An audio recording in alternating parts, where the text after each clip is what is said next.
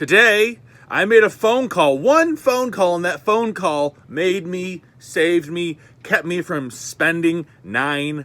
And this is the kind of thing that you probably have going on in your life. It isn't. I'm not the only person out there who has the internet, who pays for internet. I live in southeastern Michigan. I have Comcast. If you live around me, you know how great their customer service is, how amazing, how always on time their texts are, how it never goes down. I'm kidding. It's not the best.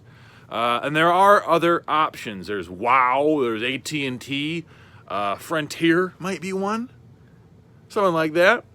And so these internet companies, they know that once you're gone, you're probably not coming back. How did I do this? Well, I just called them and talked to them.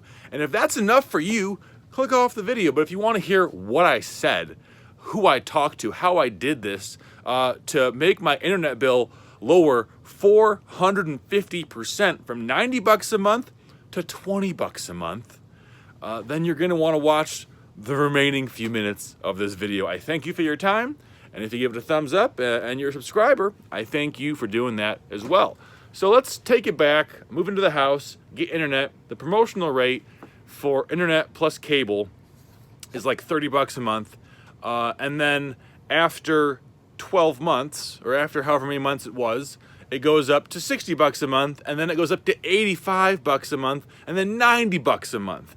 And I didn't know this until I downloaded the Rocket Money app, and I'm not sponsored by them. You know, there's tons of apps who do this. I think Mint might have used to do this. I don't know if they still do it. I'm notoriously bad about keeping track of those kind of subscriptions and recurring fees.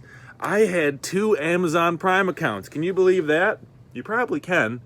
You probably have some kind of unnecessary stuff going on too. So I'm seeing this, I'm going, okay, that's a lot of money to spend on internet. I canceled subscription to all this stuff, but I still am paying hundreds of dollars a month. You know, over the course of a year, over $1,000 just for internet. And it's 75 megabytes a second, which is a standard upload time or download time. It's 10 megabytes a second upload time, which is fine. You know, for my house, my household, the 2 of us there, it's not a big deal. Maybe if you have like 15 kids, you got to get better internet. That's the kind of thing you got to deal with, I guess, when you have a giant Philip Rivers family. Anyways, though, so I figure out that I'm paying too much. I figure out what the deals are elsewhere, what the promotional deals are, because you can't just say lower my bill. I mean, you can. And you'll get some automated assistant, some chat assistant, and they'll say, oh, we can knock off $10 or $20, whatever they're allowed to say. For me, Samir on the chat was able to knock off $20. And I said, that's not really, I'm still paying quite a bit of money, $65 a month, $70 a month, depending on what adjustment fees there were, because it's unfortunately not consistent. That's still too expensive. Turns out I was paying for cable I didn't use. I use YouTube TV because you can cancel anytime you want. I really only want cable from like football season until, you know, if there's the Olympics, the Summer Olympics. But I'm not going to have TV year round because I don't use TV year round. I'm doing stuff. I'm working, but I do like watching football. So I don't need cable. I said, can we lower it anymore? He goes, oh, we can do $50 for this 75 megabytes a second internet. And I say, okay, well, I've been a customer forever. I've used Comcast every place I've lived. Can I take that promotional rate you can give me on my internet plus cable, the $20 off, and apply it to this new thing I'm getting, which is the same thing minus cable? And he goes, oh, sorry, I can't manipulate the prices like that. And I say, okay, as soon as I realize he's saying that he can't manipulate prices, I understand that probably this guy doesn't have the ability to do anything. He does, you know, it's not that he doesn't want to, it's just he doesn't have the ability to. He doesn't have whatever his position at Comcast is, you know, outsource calls, outsource chat across the world. My guess is they use that as kind of a filter where if they, you know, Comcast they're going to spend money to keep you around, right? But if they don't have to, they're not gonna. And if they can pay somebody in, you know, Bangalore $3 an hour to waste your time to have you give up on trying to get a better deal, of course they're going to do that. They know that it's once you're gone, you're gone. They know that. So I'm talking to them. I realize, okay, he can't do this. I said, can you give me to a supervisor? Can you do this? He goes, oh, I can't do that. They're going to say no. And I said, okay, well, can I get someone to call me?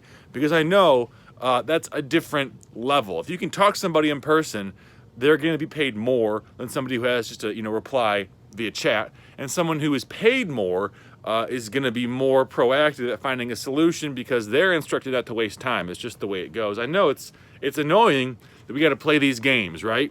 But if you want to save money, you got to be a little smart, a little shrewd. So I get a call back and I say, hey, here's the promotional deal that I saw for this internet in my area. Can you match that? And they say, well, what we can do is we can make you, we can pull from your checking account, we can put you on auto pay, which I was already on auto pay, but I'm not going to correct them.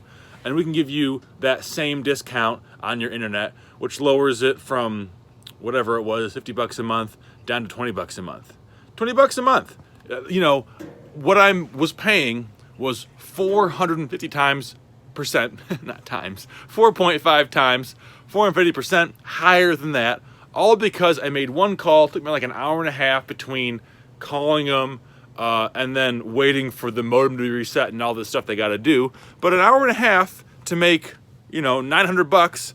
What is that? That's 600 bucks an hour. Do you make 600 bucks an hour? I don't know many people who do. If you make less than that, I think it would be advantageous for you to go through all of your utilities that are held by private companies because it's kind of hard to negotiate like your taxes. I mean, you can go through and you can stand in front of the board and do all that stuff, but just on the phone in an hour and a half, I wouldn't recommend it.